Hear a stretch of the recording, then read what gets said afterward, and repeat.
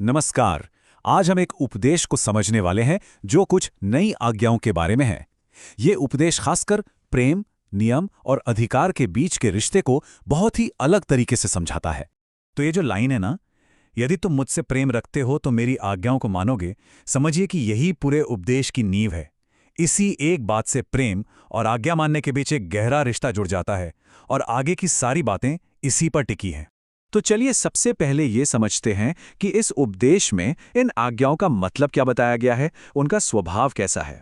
यहाँ देखिए, उपदेश में एक बहुत बड़ा फर्क दिखाया गया है। एक तरफ हैं ईश्वर की आज्ञाएं जो पवित्र हैं, सीधी और सच्ची हैं, और दूसरी तरफ हैं इंसान के शब्द जो उपदेश के मुताबिक मलिन और टेढ़े हैं। मतलब दोनों में जमीन आसमान का अंतर है। और यहाँ एक बहुत दिलचस्प बात सामने आती है। उपदेश ये कहता है कि ईश्वर की आज्ञाएं कभी बोझ हो ही नहीं सकती। अगर किसी को वो बोझ लग रही हैं तो इसका मतलब ये है कि उनके प्रेम में कमी है। समस्या आज्ञा में नहीं बल्कि प्रेम में है। और इसी बात से हम अगले और शायद सबसे जरूरी हिस्से पर आते हैं कि प्रेम का असली मतलब है आज्ञाकारिता। मतलब इस उपदेश के अनुसार प्रेम कोई कहने सुनने वाली चीज नहीं है। ये एक काम है, एक एक्शन। सिर्फ जुबान से बोलना कि हम प्रेम करते हैं ये काफी नहीं है। असली प्रेम तो आज्ञा मानने में बिना किसी शिकायत के दिखाई देता है। अच्छा, अब उपदेश का रुख एक खास समूह की तरफ होता है। ये वो लोग हैं जो खुद को बहुत आध्यात्मिक मानते हैं, मतलब स्पिरिचुअली एडवांस्ड। तो जो लोग ये दावा करते हैं कि उनका ईश्वर से सीधा संपर्क है, उनके लिए एक सीधा संदेश है। इस उपदेश के मुताबिक उनके इस कनेक्शन का असली सबूत ये है कि वो चर्च के लीडर्स की आज्ञाओं को कितना मानते हैं। अगर कोई सच में ईश्वर से जुड़ा है तो वो लीडरशिप की बात मानेगा ही मानेगा। चलिए अब आज्ञाओं के अगले सेट पर चलते हैं। ये बहुत ही खास हैं और सीधे सीधे पवित्र आत्मा से जुड़ी हुई हैं। यहाँ 3 मुख्य आज्ञाएं दी गई हैं।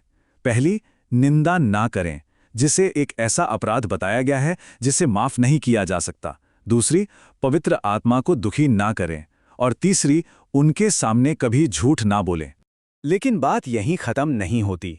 एक चौथी और पॉजिटिव आज्ञा भी है, और वो ये है कि हर दिन पवित्र आत्मा की आवाज को सुनना जरूरी है।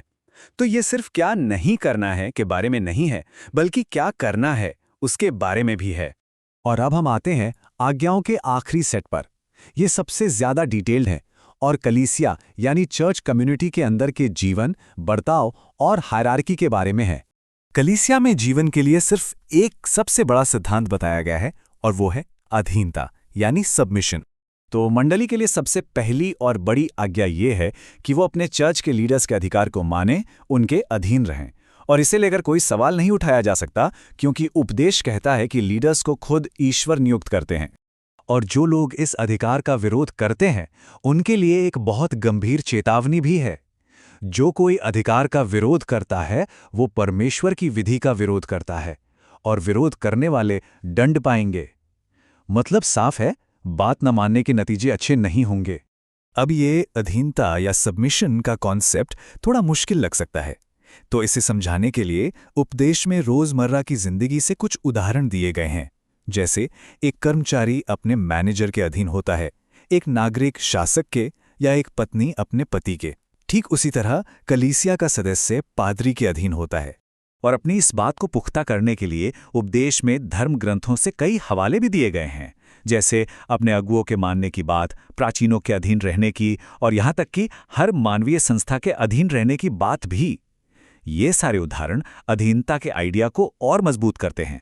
तो आखिर में उपदेश इस नतीजे पर पहुंचता है कि सच्ची पवित्रता और विनम्रता अधिकार के प्रति समर्पित हुए बिना मुमकिन ही नहीं है।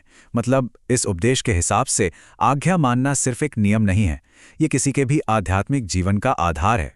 तो ये थीं इस उपदेश की कुछ मुख्य आज्ञाएं, और ये हमें एक बहुत बड़े सवाल पर सोचने के लिए छोड़ जाती हैं। किसी भी समुदाय में सही तरीके से आज्ञा मानने और बिना सवाल किए किसी के अधिकार को मान लेने के बीच वो बारीक सी रेखा कहाँ होती है।